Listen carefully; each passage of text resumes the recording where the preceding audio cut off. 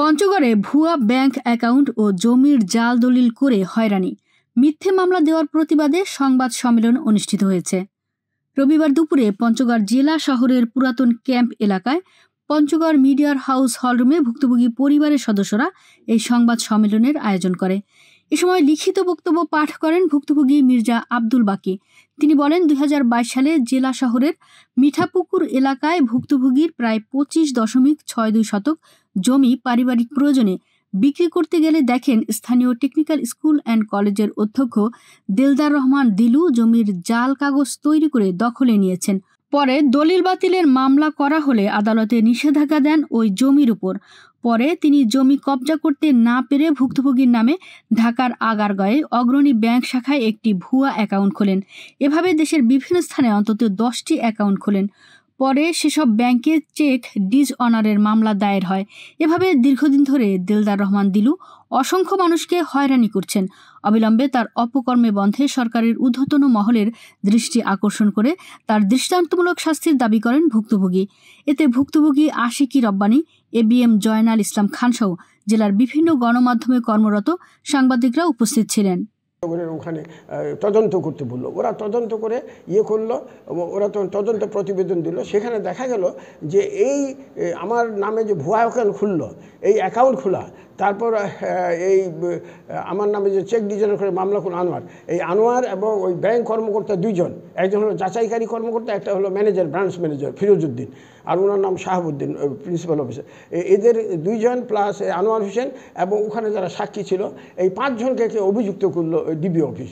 অভিযুক্ত করে বলল যে এই মানে ওরাই ওই ব্যাংক ম্যানেজার, এদের সহযোগিতায় সে করছে, মানে দিলদারের নির্দেশে ব্যাংক ম্যানেজার ওর দিলদারের কথা টেনে এনেছে ওই রিপোর্টে ডিবি অফিস, যে দিলদারের সহায়তা ব্যাংক ম্যানেজার ওরা দুইজন আমার নামে ভুয়া অ্যাকাউন্ট খুলছে এবং সেই অ্যাকাউন্টের প্রেক্ষিতে এই অ্যাকাউন্ট ব্যাংকের 2 জন কর্মকর্তা, ম্যানেজার সহ আনোয়ার এবং আরও 5 জনকে দোষী সাব্যস্ত করলো।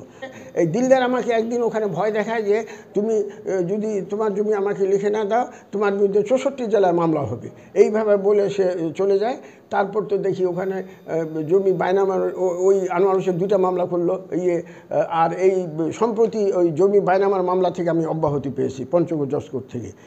এটার একটা বিহিত করুন, মানে যারা কালপ্রিট তাদেরকে আইনের আওতায় এনে তাদের একটা এমন শাস্তি দিন যেন ভবিষ্যতে এই ধরনের আর কাজ কেউ করতে না পারে, এবং এই মানে অন্য কেউ যেন সাহস না পায়। এটা একটা মেসেজ থাকবে সারা সমাজের প্রতি, যেরকম করা যাবে না, জাল দলিল করা যাবে না, মানুষের নামে ভুয়া অ্যাকাউন্ট খুলে মানুষের বিরুদ্ধে এনআইএক্টের মামলা করা যাবে না, কিংবা মানুষকে যে কোনো বিষয়ে যে কোনো মামলা মানে বিপদে ফেলা যাবে না। এই জিনিসটা মানে এরকম করলে একদিন না একদিন বিচার হবে। এইটা প্রমাণ করতে হবে বাংলাদেশ সরকারের বিভিন্ন ডিপার্টমেন্টকে যে এরকম যদি কেউ করে তার শাস্তি অবশ্যই হবে। তো আমরা আমাদের মিঠাপুকুরে একটা জায়গা আছে, ওয়ারিশ সূত্রে প্রাপ্ত জায়গা। তো সেই জায়গা আমরা 2020 সালে এই অংশের একটা অংশ আমরা বিক্রি করছি, বাকি অংশটা 2022 সালে বিক্রি করতে গিয়ে দেখি 3টা জাল দলিল হয়ে গেছে। এগুলো ব্যাকডেট দিয়ে দলিল করা হয়েছে। তো এই দলিলটা সর্বশেষ যে যার নামে করা হয়েছে সে হচ্ছে দেলদার রহমান দিলু। হ্যাঁ, তার জায়গাটা হচ্ছে কি আমাদের যে জায়গাটা আছে তার পিছনেই তার জায়গাটা। তো এই জন্য আমাদের জায়গাটা তার কাছে খুবই মূল্যবান। তো তার যে দলিল, এই দলিলের বিভিন্ন অসঙ্গতি আমাদের ইনজাংশনের আবেদনের প্রেক্ষিতে তাদের বিরুদ্ধে, তাদের 7 জনের বিরুদ্ধে ইনজাংশন দেওয়া হয়। তো গত আপনার 8 মাস হলো, 8 মাসের মতো হলো সে আপনার পেশি শক্তির বলে, হ্যাঁ, এখানে প্রশাসনের প্রশাসনের কয়েক জায়গায় আমরা এই ব্যাপারটা তুলে ধরার পরেও সে তার পেশি শক্তির মাধ্যমে জায়গাটা দখল করে নেয়। আপনার এখানে কোর্টের একটা রায় দেওয়া আছে ইনজাংশন, হ্যাঁ, সেটা আপনার জেলা জজ কোর্টেও বহাল আছে তাদের বিরুদ্ধে। কোর্টের যে এই রায়কে বৃদ্ধাঙ্গুলি দেখায় সেই জায়গাটা দখল করার চেষ্টা করতেছে। হ্যাঁ, তো এই ইনজাংশন পরবর্তীতে তার নামে সে কোনোভাবে তার জালিয়াতির মাধ্যমে সেটা খারিজও করে নিয়েছিল। দীর্ঘ বহু বছর ধরে আমাদের নামে এটা খারিজ করা ছিল। সে